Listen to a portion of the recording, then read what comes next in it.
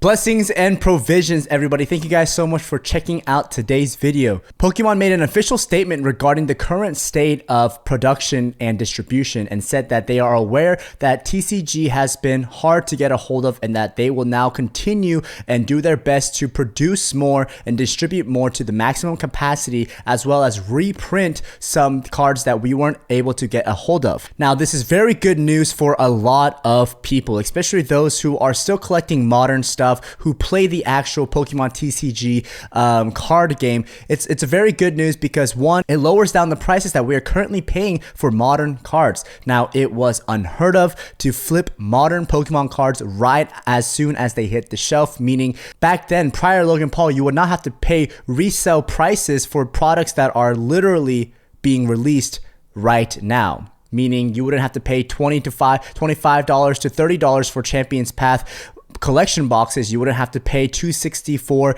a Vivid Voltage booster box. And so those prices are ridiculous, and I think Pokemon is doing a great job on trying to lower that gap between the retail to the resell so that more people can afford Pokemon at what it was supposed to be worth. So I want to talk about the pros and the cons to this. For collectors, it's good, especially if you're a modern collector, because it lowers prices, like I said, more chances for you guys to get modern sets if you missed it, especially with the reprints coming out. Now, obviously, none of us really know what those reprints entails, how far back Pokemon will go for the reprints, but I'm assuming it's going to be those like Champion's Path, Vivid Voltage, maybe even going far back to Unified Minds and even maybe Evolutions, just to clear out some old stock and printing more things for those prices that are just skyrocketing. I mean, we've seen Evolution skyrocketing to $1,000 per booster box when pre-Logan Paul it was worth $150 on Amazon. This is also good for casual collectors who aren't really, big on collecting everything, but just would like to buy Pokemon packs here and there.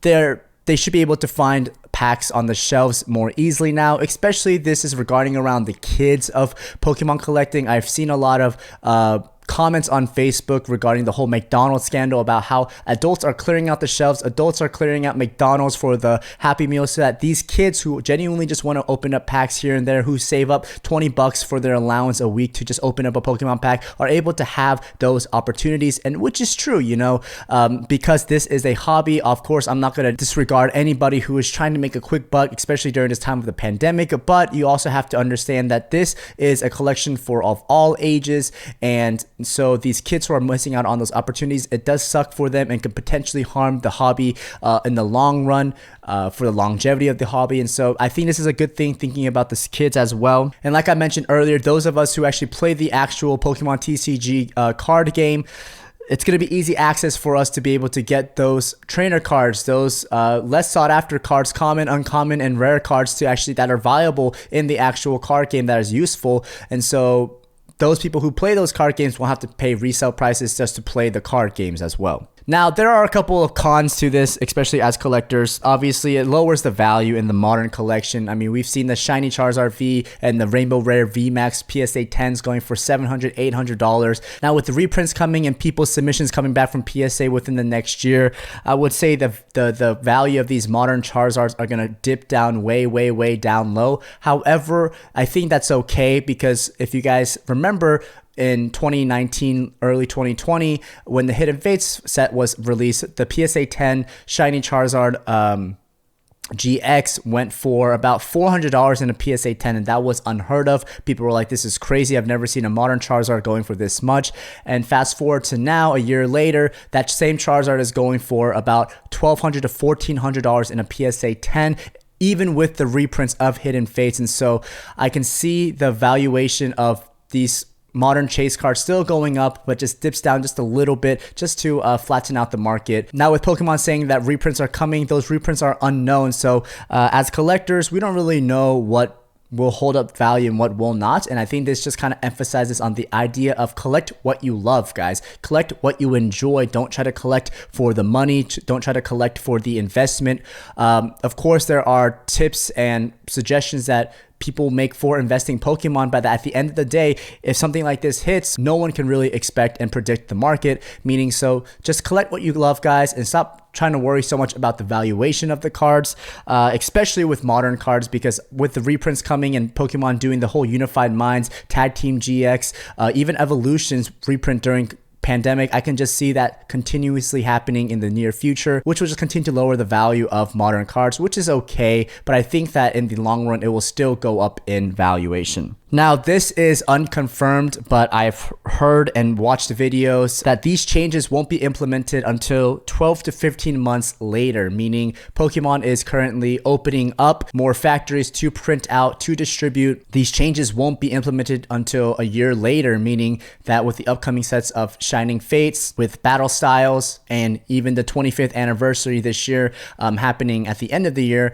I believe that it will still be very, very hard to get a hold of these excessively, and probably scalping will still occur until Pokemon really starts to just ship out, distribute, and print a bunch of cards to the where scalping and reselling modern cards is no longer viable and useful or even possible. Now, for the investors, obviously this is terrible news, especially if you're a modern collector like me. Like I mentioned before, of course you want to get into Pokemon collecting for the love of Pokemon, not really for the evaluation, but I can see how Pokemon is a very attractive investment, and that's kind of the reason why I got into it as well. I thought of it as a collection for the meantime, but at the end of the day, if I really wanted to sell off my cards, I can make some money, I can make profit off of it, and got really serious into that aspect of it. But now with the reprints and the mass of maximizing production and distribution, this is bad because, like I said, it just lowers the value of everything, which I'm okay with in the long run because I'm a collector first, investor second.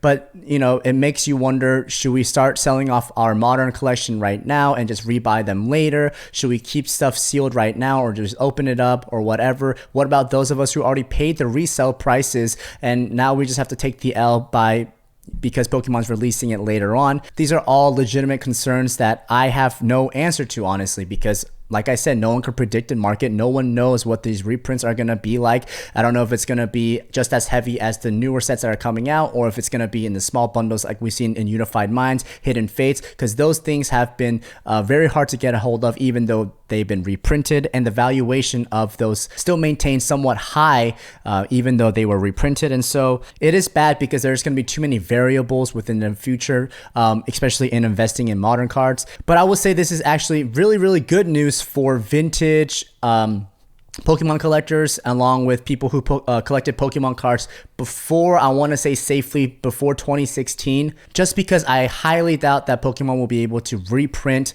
any cards before 2016. I think Evolutions was the only card that was printed in the 2016 era this time around, and everything else was within the last 1 to 2 years. I just think that vintage will forever be a good investment, as more people in the world have been interested in Pokemon collecting as in general, minus the scalpers, minus the people who are just doing this for the short term. I believe that Logan Paul and all the social media, Steve Aoki, has just brought out so much attention to Pokemon that the Pokemon valuation of vintage cards and even pre-2016 to even late 2018 cards will still retain its value. Take a look at Shining Legends when it came out in 2017, 2016, I believe.